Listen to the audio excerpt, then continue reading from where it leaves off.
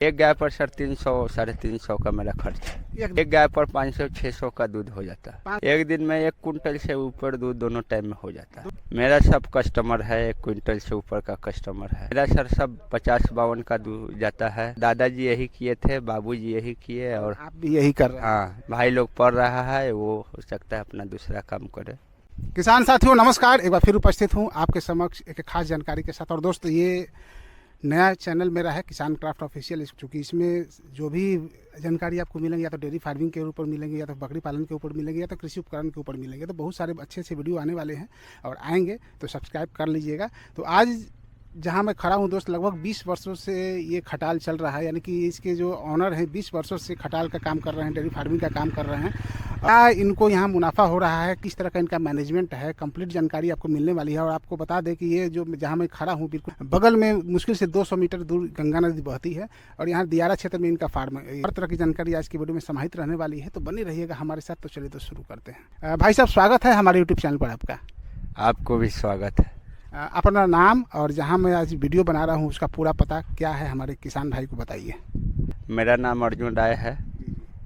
ये marine drive के बगल में। अच्छा, मैरीन ड्राइव के ठीक बगल में है जो आप देख पा रहे होंगे दोस्त। बगल में मैरीन ड्राइव है, मैरीन ड्राइव के बगल में ही ये इनका खटाल है। अगर इस तरफ देखें तो मुश्किल से 300 मीटर की दूरी पर गंगा नदी बह रही है, तो काफ़ी अच्छी जगह पर इनका ये खटाल है।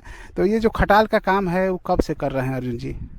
मैं सर ये 20 साल से काम कर रहा हूँ। जानवरों की संख्या कितनी है आपके पास? मेरे सर अभी 13 गाय है। 13 गाय? हाँ। कुछ भैंसिया भी देख रहा हूँ मैं। 3 भैंस है। 3 भैंस और 13 गाय है। हाँ।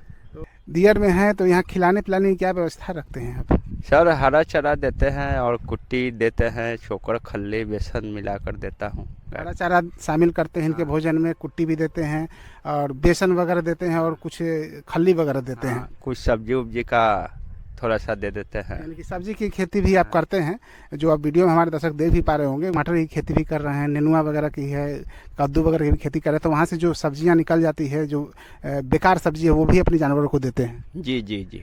इससे पहले आप जो खटाल था आपका, वो शहर में था, थाना के ठीक पीछे तो था, तो वहाँ बिल्कुल ही बंद जगह पर बहुत सारे जानवरों को रखते थे, और यहाँ पर आज खुले जगह पर रखे। दोनों में क्या अंतर है?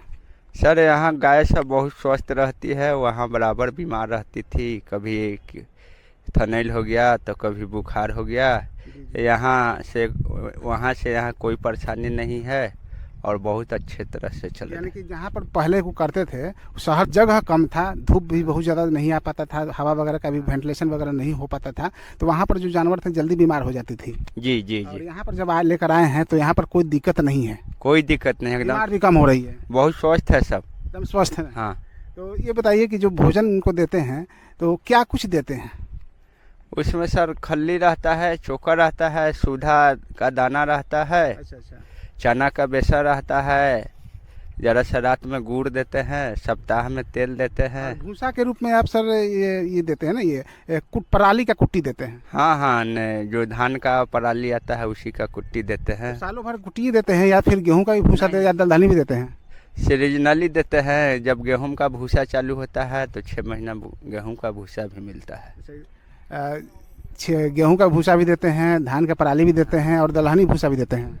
हाँ हाँ, दलहनी भूसा भी, मसूरी खेसारी का ये सब भूसा आता है। जैसा जब जब जिसका सीजन हो उस हिसाब से इनको भूसा देते हैं? जी जी। और जो दाना है वो चलता रहता है? दाना सर परमानेंट 1 क्लास का हम दाना खिलाता हूँ गाय लोग को। क्या खर्च गिर जाता है एक गाय पर आपका? एक गाय पर सर 300 350 का मेरा खर्च है। एक दिन का? हाँ। दूध कितना आता है? एक गाय पर 500-600 का दूध हो जाता है। 500-600 का दूध हो जाता है। 300 रुपये का खर्च आता है और 500 से 600 का दूध आपका आ जाता है। हाँ। तो अभी 12 से 13 आपके पास जानवर है, एक दिन में कितना दूध यहाँ से निकाल लेते हैं आप, या कितना दूध आपका हो जाता है? एक दिन में 1 कुंटल से ऊपर दूध दोनों टाइम में हो जाता है। दोनों टाइम में 1 कुंटल से ऊपर? हाँ। तो जो यहाँ से दूध निकलता है वो डेयरी में देते हैं या तो फिर घूम घूम कर देते हैं, बांटते हैं लोगों को? मेरा सब कस्टमर है 1 क्विंटल से ऊपर का कस्टमर है। अच्छा, कस्टमर क्या देते हैं? हाँ। यानी कि जो खाने वाले हैं उनको डायरेक्ट वहाँ जाकर पहुँचाते जी हैं? जी, सबको मैं पहुंचाता हूँ। क्या रेट में जाता है आपका दूध? मेरा सर सब 50-52 का दूध जाता है। 50 से 52 का? सब दूध का गारंटी होता है। दूध का गारंटी होता है? जी। तो अर्जुन जी बताइए कि 20 साल से आप कर रहे हैं, तो इसके अलावा भी कोई जीविका का स्रोत आपके पास है? नहीं, मैं यही काम करता हूँ। पिताजी भी 2-4 गाय रखे हुए हैं, कुछ अपना अलग अलग जमीन वाला कुछ काम करते हैं। अच्छा अच्छा। यानी कि मिला जुला कर एक यही एक व्यवसाय है, पुश्तैनी व्यवसाय है, जिससे आप जी, अपना जी। अपना जीविका चलाते हैं। जी, मेरा 3 कुर्सी से ही व्यवसाय चल रहा है। दादाजी यही किए थे, बाबूजी यही किए और आप भी यही कर रहे हैं। हाँ, भाई लोग पढ़ रहा है, वो हो सकता है अपना दूसरा काम करे। चलिए, अच्छी बात है। तो इतने सारे गैया से आपका पूरा परिवार आराम से चल जाता है? जी, जी, मैं चला लेता। पढ़ाई लिखाई वगैरह सब कुछ? जी, कुछ बच्चे की पढ़ाई हो, या चूंकि अभी तो बच्चे की पढ़ाई काफ़ी महंगी हो गई है, तो ये सब कुछ हो जाता है? जी, सब हो जाता है, कुछ बचा भी देते हैं। कुछ बचा भी लेते हैं? हाँ। जो भूसा लाते हैं अर्जुन जी, वो कहाँ से लेकर आते हैं? खुद स्टॉक करते हैं साल भर का, या 6 महीना का स्टॉक करते हैं, या तो फिर खुदरा लेकर आते हैं? सर देखिए, मैं भूसा जब गेहूं वाला लेता हूँ तो देहात साइड जाकर किसान से ले लेता हूँ, एक बार स्टॉक कर देता हूँ। ये धान वाला जो कुट्टी है दुकान से मंगाते हैं ऑर्डर करके।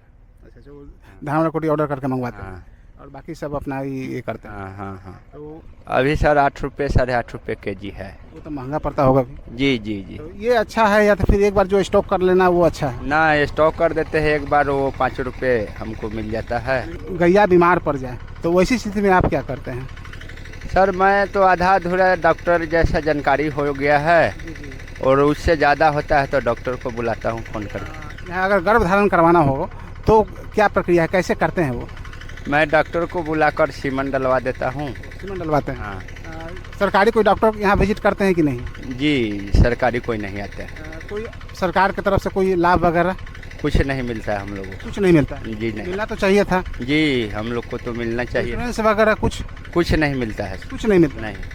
तो अरुण जी, लास्ट में एक मैसेज दे दीजिए हमारे वैसे भाई जो डेयरी फार्मिंग में उतरना चाहते हो, तो क्या संदेश देना चाहते हैं? किस तरह का ये व्यवसाय है? व्यवसाय सर अच्छी है, और अपना ईमानदारी से चलाने के ऊपर है। ईमानदारी से चलाइएगा तो कोई काम सर बहुत नीचे से ऊपर उठेगा।